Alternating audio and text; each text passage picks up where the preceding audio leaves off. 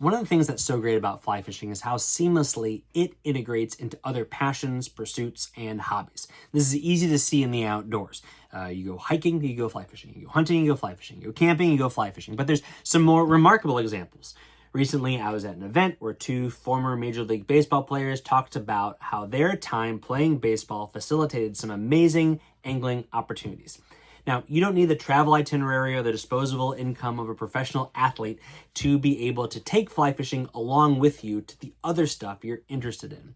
And history is a great example.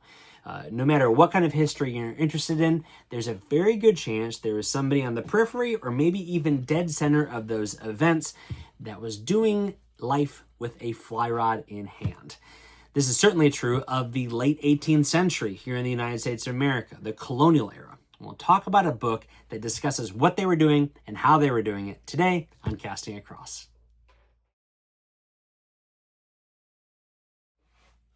Hi, I'm Matthew of castingacross.com, where I explore the quarry and culture of fly fishing. I've lived all over the place, but two places I've spent the most time in are Massachusetts and Virginia. And these saw significant events that shaped the course of our nation, the Revolutionary War and the Civil War, respectively. And these are also places that have rivers that run through them. And so, as I alluded to earlier, those events were happening, those major momentous circumstances were going on, and people were also fishing. If you want to know what it looked like, especially back in the 18th century, a great resource introduction is the Colonial Angler Manual of Fly Fishing and Fly Tying by Ken Reinard, the Colonial Angler himself. Now, I met Ken back when I was a teenager, and he had a very difficult job, but he did exceptionally well.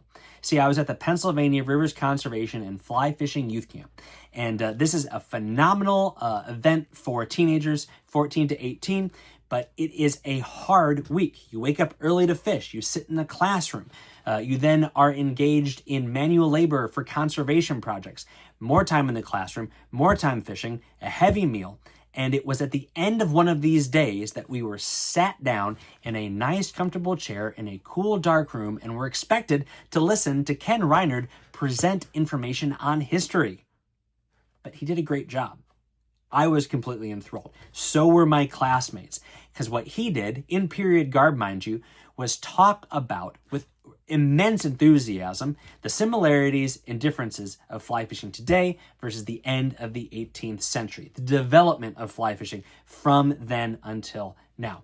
It was something that I appreciated as a teenager, and I appreciated even more later when I became a director of that same camp and was able to extend that invitation every year to Ken to come and speak to the teens. And I got to see group after group of young people get excited about how fly fishing looked hundreds of years before they even cast their first fly. So this book, what is it? Well, again, it's an introduction.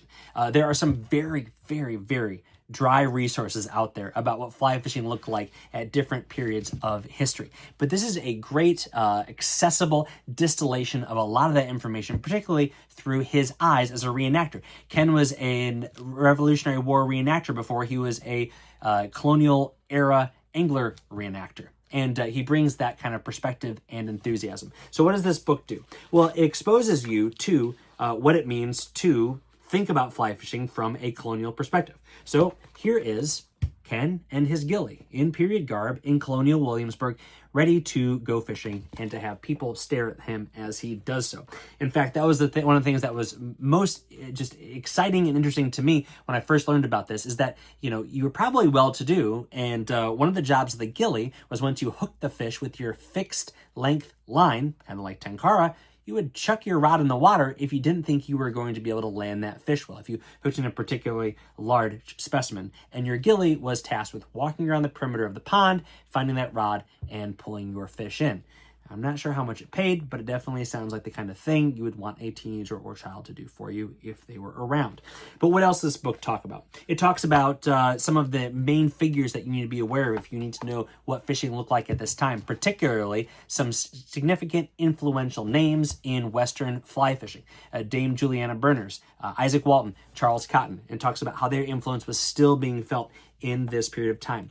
It talks about gear. This is one of the most interesting things. What did a rod look like? Obviously, I mentioned before, we're talking about a fixed length line. How did that work? They were long rods. You know, Euro nymphing rods today, 11, 12, 13 feet. Well, these are even longer, 14, 16, 18 feet. How did they make them? How did they transport them? How did they use them? Something else that's really interesting in here is not just the rods, but the lines and the leaders, what they were made out of, how hooks were made, because obviously you didn't have companies that were manufacturing hooks, and if they were very inaccessible. And then a lot on flies. Tying flies and fly materials were very different because you didn't have the same sort of accessibility that you have today. Not only could you not go to fly shop, but you certainly couldn't go online. And so you have interesting pictures and examples of what it meant to tie a fly. And as we were encouraged, as I've encouraged my kids to do, try to tie a fly without tools. Tie a fly with just materials, a hook, and your own hands. It's definitely different, but guess what? It catches fish just as well. He then gives some great color plates of some of Dame Juliana Berner's 12 flies that she thought were perfect, that Isaac Walton agreed as well.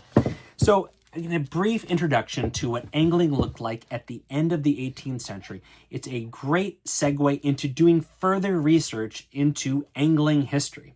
And again, Reinard has a lot of enthusiasm about this topic. He continues to make presentations. You can see him at fly fishing shows on the East Coast and at private events.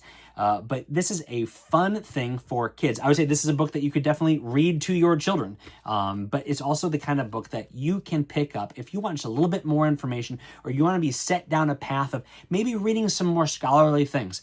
But I truly enjoy this book. It's even more fun once you get to meet him. You can watch him on YouTube and things like that as well to kind of get a flavor for who he is as a person.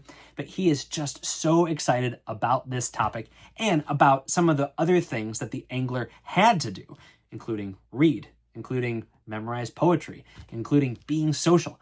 There's a lot of things that he talks about in this book. He talks about if you have a chance to have a discussion with him. And so I heartily commend The Colonial Angler by Ken Reinard to you. You can find this book in the show notes below. And if you have ever found a way to integrate fly fishing in history, I'd love to hear about it. Let me know in the comments. Then head over to castingacross.com for 3 posts a week on the people, places, and things that go into the pursuit of fish.